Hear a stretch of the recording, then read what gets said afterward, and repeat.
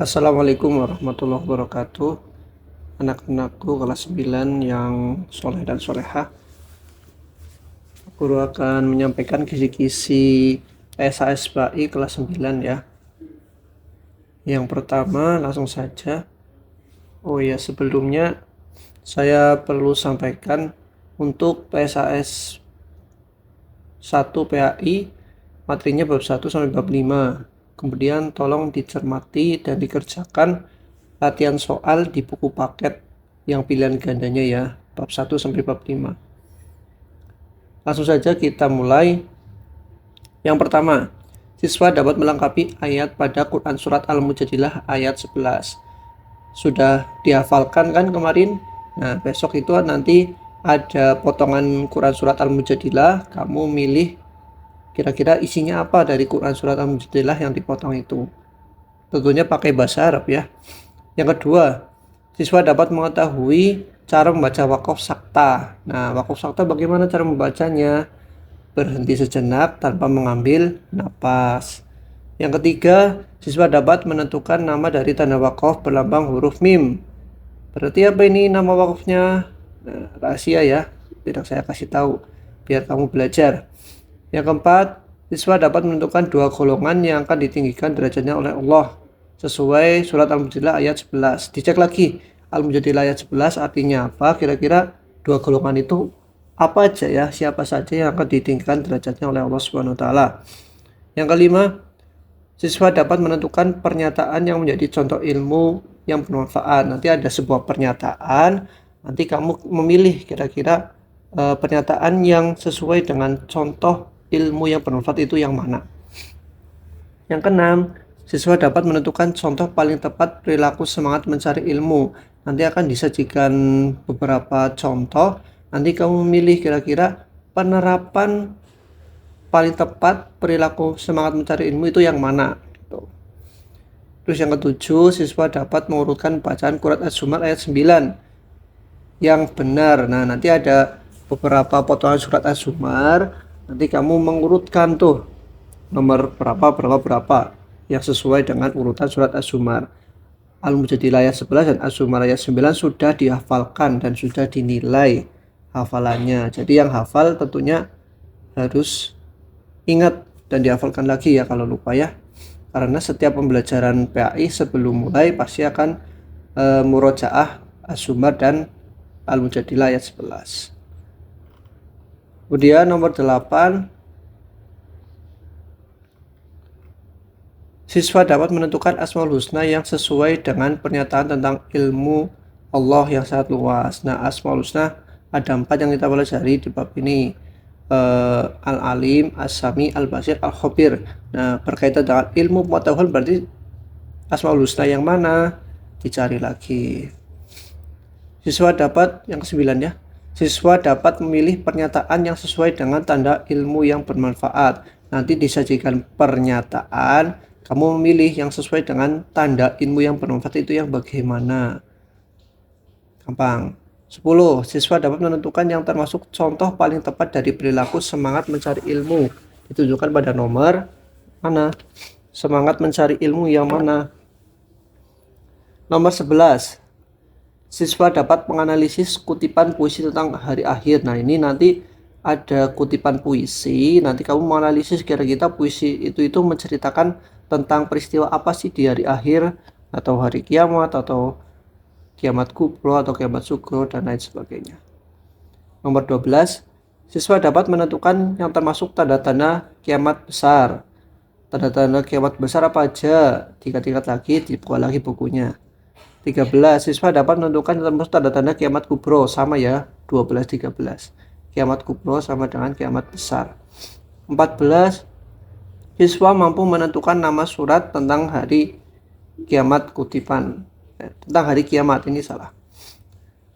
Surat yang berkaitan dengan hari kiamat, berarti Al-Salsalah, Al-Qari'ah. Nah, nanti dicek lagi di buku. Al-Salsalah bunyinya bagaimana, Al-Qari'ah bagaimana. 15, siswa dapat menentukan surat dan ayat dari ayat berikut. Pada hari kiamat manusia bagaikan laron yang berterbangan, gunung-gunung bagaikan bulu-bulu yang berhamburan. Nah, arti ini termasuk pada surat apa dan ayat berapa, kamu cek di buku di Al-Qur'anmu. 16. Siswa dapat menentukan pendapat ahli dari kutipan pernyataan yang menggambarkan adanya peristiwa kiamat berdasarkan penelitian dan pendapat para ahli dalam berbagai bidang bahwa kiamat pasti terjadi. Intinya nomor 16 itu nanti ada pernyataan yang lumayan panjang, nanti kamu menentukan kira-kira pernyataan itu pendapatnya siapa gitu. Terus nomor 17, siswa dapat menentukan nama lain hari kiamat tentang manusia yang akan dibangkitkan. Berarti yaumul apa? Karena ada banyak tuh yaumul, ada 8. Dihafalkan lagi di cek bukunya. Siswa dapat menentukan peristiwa hari kiamat sesuai pernyataan berikut. Nah, ini pernyataannya. Kira-kira pernyataan ini termasuk menunjukkan sikap mempercayai hari kiamat tentang apa sih? Askia sangat berhati-hati dalam sikap. Dicek lagi, belajar lagi. 19. Siswa dapat menentukan kehidupan di akhirat dari kutipan berikut. Ini kutipannya. Nah, kamu menentukan kira-kira dari kutipan ini peristiwa apa kehidupan di akhirat yang sesuai dengan kutipan ini. Apa yaumul ba'ats, yaumul mahsyar, yaumul sami atau yaumul hisab. Yaumul hisab atau yaumul misan ya maksudnya. Nah, ini kamu dibaca yang cermat. Kira-kira peristiwa hari kiamat apa yang sesuai dengan pernyataan ini. 2. Nomor 20. Siswa dapat menentukan gambaran surga dan neraka dari sebuah pernyataan yang disajikan. Nanti ada sebuah pernyataan, kira-kira itu gambaran surga atau neraka sih. 21. Siswa dapat memilih pernyataan di antara pernyataan-pernyataan yang mencerminkan hubungan perilaku seorang dengan keimanan pada hari akhir. Nanti ada pilihan 1, 2, 3, 4, 5 pernyataannya. Nah, kamu milih 3 pernyataan yang sesuai dengan beriman pada hari akhir. 22. Siswa dapat menentukan pasangan nama hari kiamat dan peristiwa yang terjadi. Misalnya yaumul barzah, berarti peristiwa di alam kubur. Yaumul ba'ats, dibangkitnya manusia. Nah, itu kamu cek lagi. 23. Siswa dapat menentukan pernyataan yang merupakan pengertian etika pergaulan Islami yang paling tepat. Berarti pengertian etika pergaulan Islami. Apa arti pengertiannya? Dicek lagi buku. 24. Siswa dapat menentukan makna dari Quran Surat Al-Hujurat ayat 11. Ini ya artinya. Nah, makna dari arti ini apa sih kira-kira? Dilihat di buku lagi. 25. Siswa dapat menentukan pernyataan berikut yang bukan merupakan adab bergaul yang islami dengan orang yang lebih muda. Yang bukan ya, nanti ada pernyataan, kamu milih kira-kira yang bukan merupakan adab bergaul yang islami itu yang mana. 26. Siswa dapat menentukan adab bergaul dengan lawan jenis. Nah, ini. Kalian sebagai siswa harus tahu ini. Bagaimana adab bergaul dengan lawan jenis yang sesuai dengan syariat Islam. Nanti kamu memilih. Yang 27, siswa dapat menentukan yang termasuk etika dalam komunikasi melalui media sosial. Nah, ini ada beberapa pernyataan. Nanti kamu memilih yang sesuai dengan etika komunikasi di media sosial. 28, siswa dapat menentukan pernyataan yang termasuk etika pergaulan Islami. Ada beberapa pernyataan, kamu menentukan yang termasuk pergaulan sesuai Islam yang mana. 29, siswa dapat menentukan sikap ketika bergaul dengan lawan jenis. Ketika kamu bergaul dengan lawan jenis, sikapnya harus bagaimana ini, nanti kamu memilih. 30, menentukan ucapan salam. Biasanya diucapkan ketika apa? Nah, assalamualaikum. Nah, itu kamu mengucapkannya itu ketika sedang ngapain. Nanti kamu milih. 31, gampang ini. Siswa menentukan kalimat tahmid biasa diucapkan ketika tahmid berarti alhamdulillah. Nah, kalau kamu mengucapkan alhamdulillah ketika ngapain? Dipikir sendiri ya. Nanti kalau saya kasih tahu kamu tahu jawabannya. 32. Siswa dapat menentukan penyembelihan hewan sesuai ketentuan Islam. Salah satunya adalah dengan memutuskan bagian tubuh. Ada 3 yang harus diputuskan. Apa aja? Dicek di buku. 33. Siswa dapat menentukan tujuan penyembelihan hewan sesuai syariat Islam. Ditinjau dari segi kesehatan. Ingat, ditinjau dari segi kesehatan. Nah, ini ada di buku paket. Dikerjain, dibaca lagi. 34. Siswa dapat menentukan urutan penyembelihan hewan secara tradisional yang tepat. Ini ada beberapa tata cara penyembelihan. Nanti kamu memilih kira-kira urutan yang paling tepat yang mana. Ini juga ada di buku paket. Siswa dapat menentukan yang termasuk ketentuan akikah. Nah, ini akikah ketentuannya apa aja sih? Dagingnya dibaginya masak atau mentah. Terus dilakukannya kapan, hari keberapa, atau kapan aja boleh. Kamu baca lagi di buku ketentuan akikah apa aja. 36.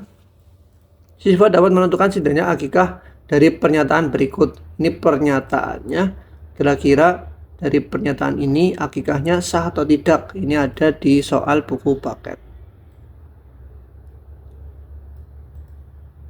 37. Siswa dapat menentukan pernyataan yang merupakan bagian dari ketentuan kurban. Ketentuan kurban apa aja? Harinya kapan? Hewannya apa? Terus dibagi dagingnya itu mentah atau masak? Dicari lagi, dibuka bukunya. 38. Siswa dapat menentukan sikap yang ingin ditanamkan Pak Farhan. Nah, ini kutipannya kira-kira Pak Farhan itu kepingin bagaimana untuk keluarganya. Dibaca, dicermati, nanti ada pilihan jawabannya, kamu milih yang paling tepat. 39. Siswa dapat mengetahui gelar Al-Qanuni diberikan pada Sultan Sulaiman I. Karena apa? Sultan Sulaiman I mendapat gelar Al-Qanuni karena apa? Nah, dicari di buku. Yang 40. Siswa dapat menentukan pernyataan yang bukan merupakan penyebab runtuhnya Daulah Utsmaniyah. Yang bukan ya, ingat ya, nanti ada pilihannya. Yang bukan penyebab runtuhnya Daulah Utsmaniyah. Mumpung masih hari Sabtu atau hari Jumat ya, nanti saya upload, dipelajari, dibuka bukunya. Terus 5 soal terakhir, siswa dapat menuliskan kembali hadis berikut, memberi harokat dan mengartikannya. Ini hadis tentang mencari ilmu ya. Bacanya, tolabul ilmi faridotun ala kulli muslimin wal muslimat. Nanti kamu menuliskan lagi hadis ini, diberi harokat dan diartikan. Artinya apa? Tolabul ilmi faridotun ala kulli muslimin wal muslimat, dicari. 42. Siswa dapat menyebutkan 4 contoh kiamat sugro. Gampang banget. 43. Siswa dapat menyebutkan 4 contoh kalimat thayyibah ditulis bunyi dan fungsinya. Contoh, tahmid bunyinya alhamdulillah. Fungsinya apa? Kita mengucapkan tahmid ketika mendapat rezeki. Contohnya itu, tapi 4 ya. 44. A. Siswa dapat menentukan nama surat dan ayat berapa dari kutipan ayat berikut. Ini ayatnya. Fasholli li rabbika wanhar. Ini surat apa dan ayat berapa sih? Terus yang B, siswa dapat menjelaskan mengapa alat yang digunakan untuk menyembelih hewan harus tajam. Ini sudah saya sampaikan di kelas. Kalau yang mendengarkan pasti paham kenapa alatnya harus tajam. Diingat-ingat, kalau nggak ingat dibuka bukunya. Siswa dapat menjelaskan secara singkat sejarah berdirinya Daulah Utsmaniyah. Ini cukup ringkasannya saja, seringkas-ringkasnya. Jangan panjang-panjang, cukup 4 kalimat aja. Sejarah berdirinya Daulah Utsmaniyah. Nah, ini penjelasan dari kisi-kisinya. Pak Guru harap didengarkan baik-baik, dipelajari, dan belajar soal-soal di buku paket, banyak yang keluar ya. Semoga sehat selalu, besok bisa mengerjakan dan baik dan nilainya bagus-bagus. Terima kasih. Assalamualaikum warahmatullahi wabarakatuh.